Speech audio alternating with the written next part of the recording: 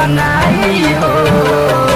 ए हो विधाता हमारा मौत कब आई हो।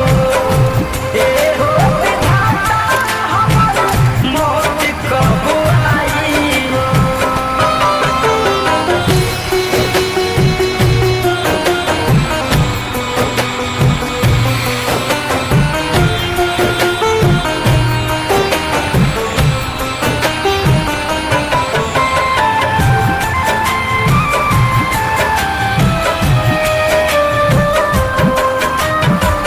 चहल गइल के हमर जिंदगी खराब हो। जियता रुझान तू तो होके आबाद हो। चल गइल के हमर जिंदगी खराब हो। जियता रुझान तू तो होके आबाद हो। लगता जुदाई ओकर हो।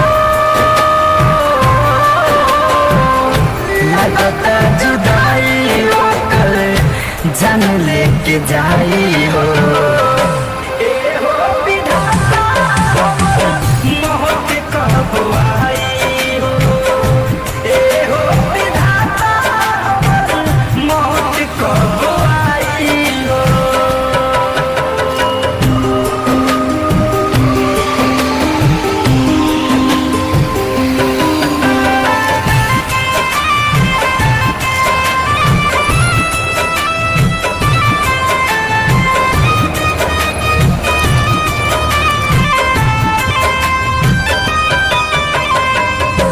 कैसे के प्यार केहू करियन जान से।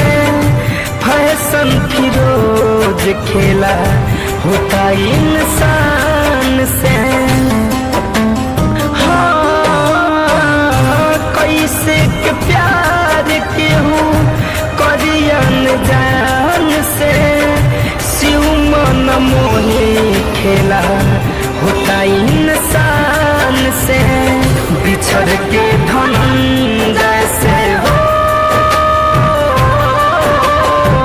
बिछड़ के धनंजय से कैसे रह पाई